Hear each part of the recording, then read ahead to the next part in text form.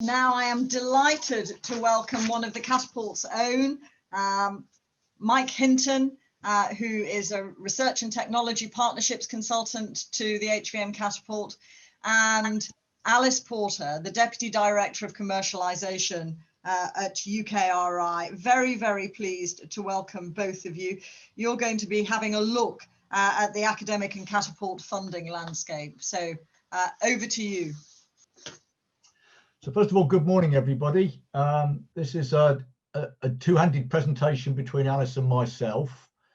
And this really is trying to join up some of the dots from what we discussed in UKMF 2019 and some of the surrounding issues that have developed since then. Next slide, please. What I want to try and do in the limited time that we've got available today is just to take you through the headlines that emerged from the activities that were stimulated in UKMF 2019 by the inputs that you all provided. And you might recall that we had a summer workshop last year with a series of roundtables where we were trying to address the question, what do we need to do to improve the effectiveness of the connectivity between the academic community and the catapults in trying to make that translational function work more effectively from all perspectives. We then followed that up in our session at Warwick in 2019 in December, where we had a whole series of post-it sessions. We've had some mention of that already today, I know, with a significant amount of input from those of you on this call that were present.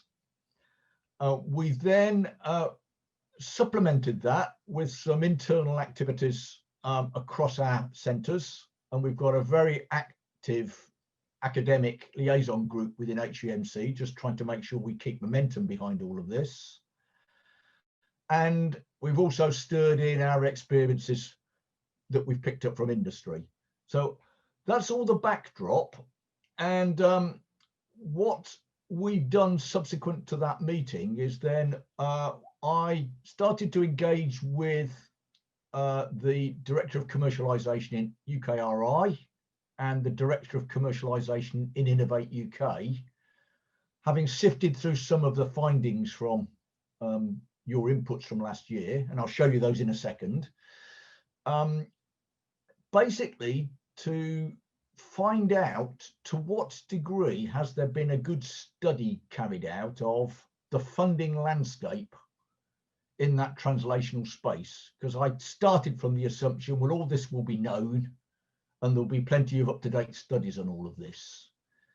And the feedback I got from those discussions was, no, it actually is well worth HVMC taking its own look at this to supplement those activities that we're beginning to move forwards on within UKRI. So that was a bit of a stimulus to us to develop, in my usual way, a statement of requirements to get buy-off from those two groups.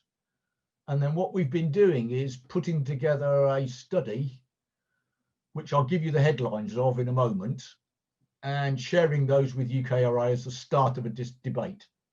So that's the backdrop.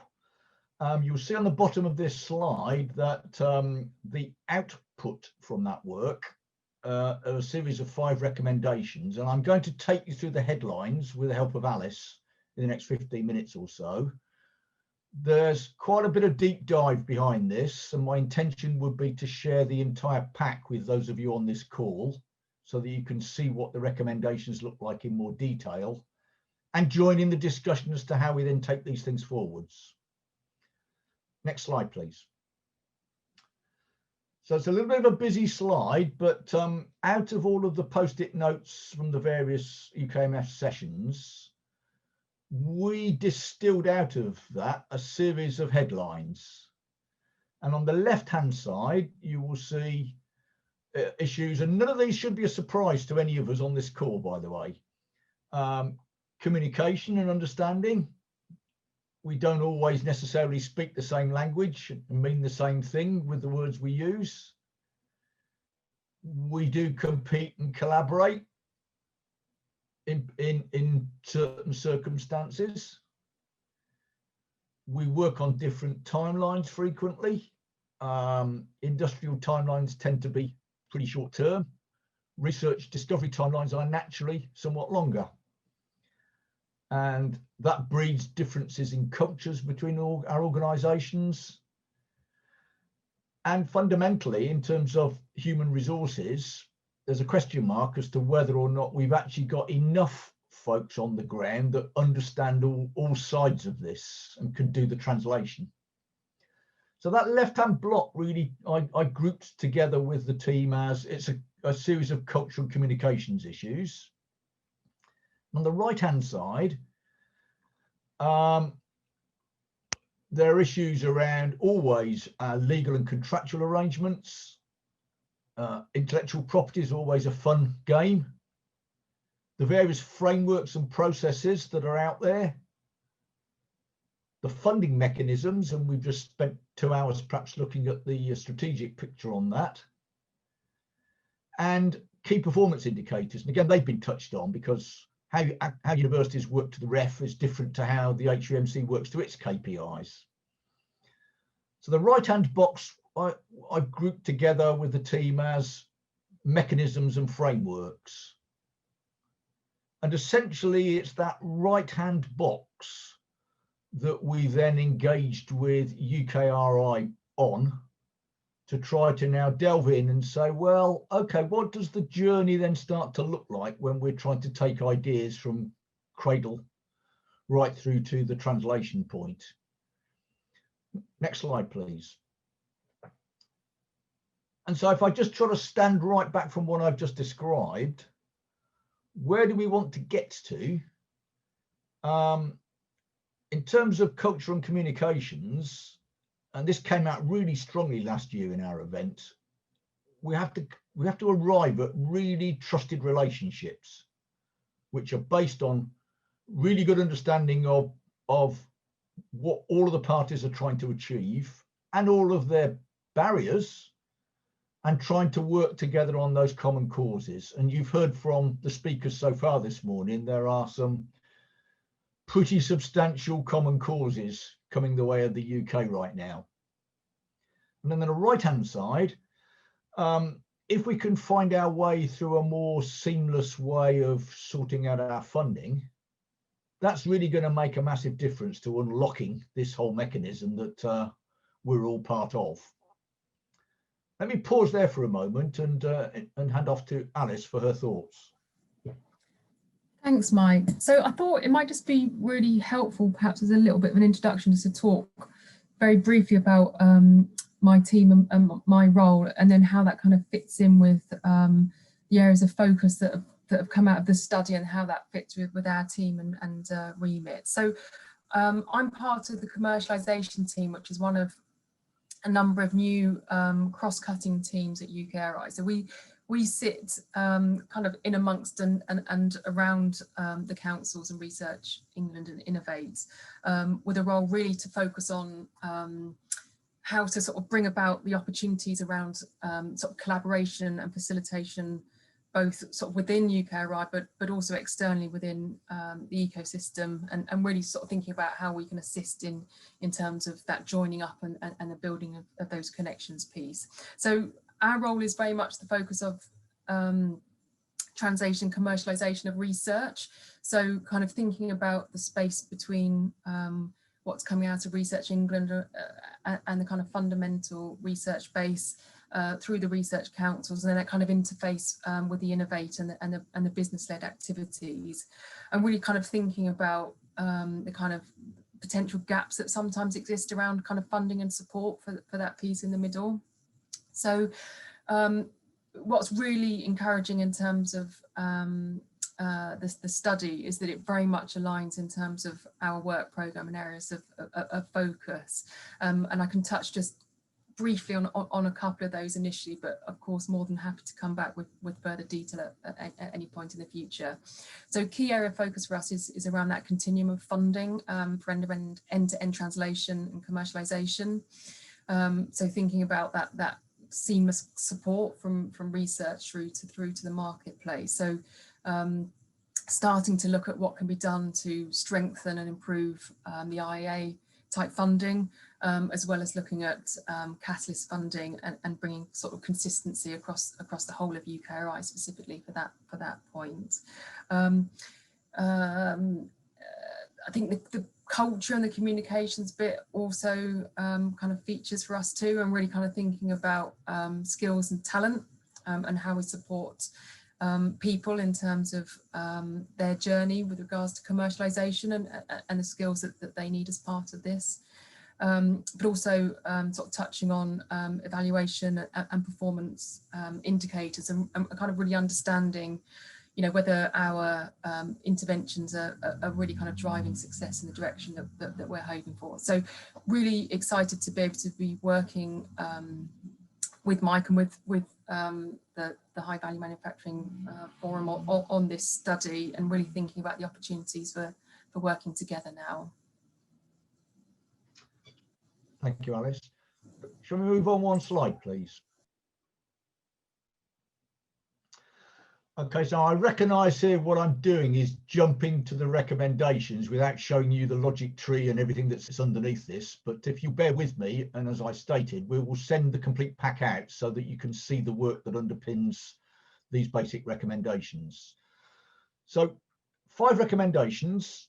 Firstly, simplifying and standardising the rules for all Innovate UK projects. We've all, I think, recognised the issues around 30% limits on RTO stroke, which includes academia, which has caused quite a constraint when you're trying to broaden out your collaboration between Catapult, one or more academics, industry, etc. And actually, when you stand back and look at the various Innovate UK competitions, there is no standard way of doing things. There's a bit of a mantra that there's a 30% limit, but actually that's not true in all cases. So when one looks sideways at European funding, there is a different line taken, which is let's establish the funding rules that actually is going to give us the outcomes that we're looking for. And so there's a lot that can be done, I think, within the existing frameworks by just modifying the rules somewhat to free up some of the constraints that are there at the moment. Point 2, and I'll say a little bit more about this, we see the need for a dedicated fund that actually enables the translation acceleration between universities and catapults. Let me come back to that in a second. Third recommendation, we need really much more exchange of individuals between catapults and universities so that we start to really embed our processes, our trust, our cultures through those people and those relationships. One part of that has been the research and residence scheme. That's just one of many things that we could do. That's been a fantastic success so far for HVMC, and it's things like that that really make the difference so that you can build the trusted relationships around the people. Point 4, there are a variety of mechanisms within the research councils, as Alice has alluded to. And again, when you get into the rules of those, one can find all sorts of hoops you're trying to go through to essentially find a way of paying for the catapult element in those TRL 2.5 type area programs. And I think we've got to break the back of that by potentially making sure that catapults can actually claim their costs out of such grants. Now, we don't want to end up being predatory by taking money out of academia. So the way to do that is obviously more money's got to be found to recognise that that is a much more effective model rather than dancing around the handbags on it.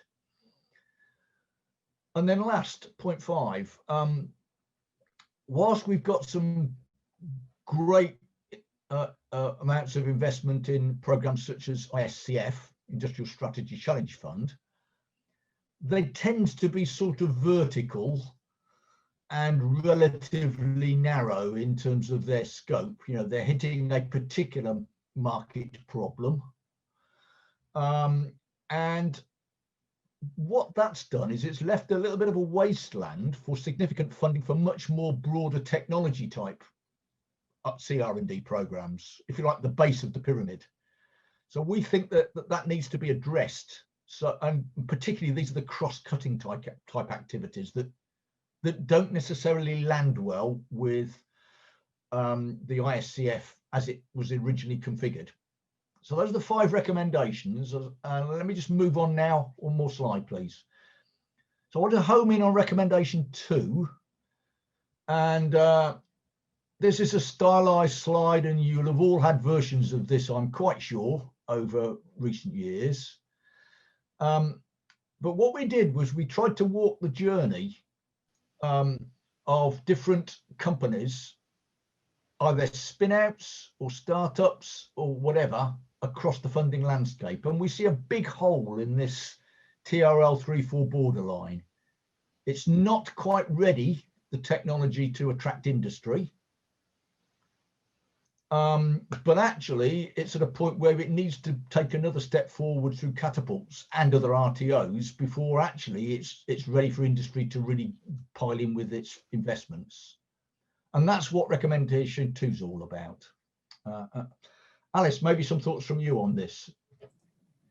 Yeah, I mean, I think you know, the kind of funding gap and the continuum of funding is absolutely one of our kind of key areas of priority and focus. And I think really understanding how we can sort of better support the progression through those TRL levels at that kind of 3 or 4 kind of stages is really important here. So we've started some work just looking at some of those kind of commonalities and differences that exist across the different funds, across the different research councils, and just sort of starting to understand a bit more about what some of those constraints might be, and then starting to explore perhaps you know, what could be proposed for some change and some better support around those.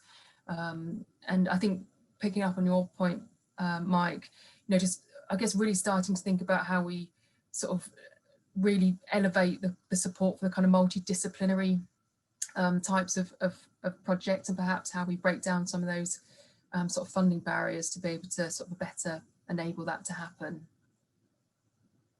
Thank you, Alice. So I'm out of time now, so I'm going to need to run on a little bit more quickly. Next slide, please, and the slide after. Thank you. So very briefly in wrapping up, I started this pack by outlining the summary from the workshops that we held through UKMF in 2019 and breaking those down into 2 major pillars. I've done a very quick zoom through the recommendations that we've come up with. And this slide shows it starts to address a number of those boxes, both on the left-hand and right-hand pillars. So I think this is a good step forward, see if we can start to build on these recommendations. Last slide. There's one more slide. That, I think, was the last slide that we had been given, Mike, so... Well, okay, no worries. Let me just wrap up at this point by saying we've taken the recommendations from UKMF from 2019. We've distilled those. We've then carried out a deep dive with our UKRI colleagues looking at the mechanisms and frameworks. We've arrived at a series of recommendations, and I've summarised those. The next steps will be to, first of all, provide that pack to each of you on the call. And then secondly, there will be a series of follow-up activities to try to put some meat on the bones, working with Alice and her team to bring these to fruition. Let me leave the last word to Alice. Thank you. I think my last word is probably to actually pick up on Dick's point earlier on his Christmas wish list, in terms of the request to Ottoline in terms of I guess UKRI kind of using its muscle you know, in conjunction with the catapults, to be able to tackle those national agenda points. And I think really for me, I'm really keen to look at now how we can work together across UKRI and just really start to build you know, the strengths, and really kind of focus on how we're kind of joining up across the Catapult network, and hopefully with my team as a kind of central resource, you know, we can really work to enable and facilitate, you know, across the research councils, all of UKRI, to really help make that happen.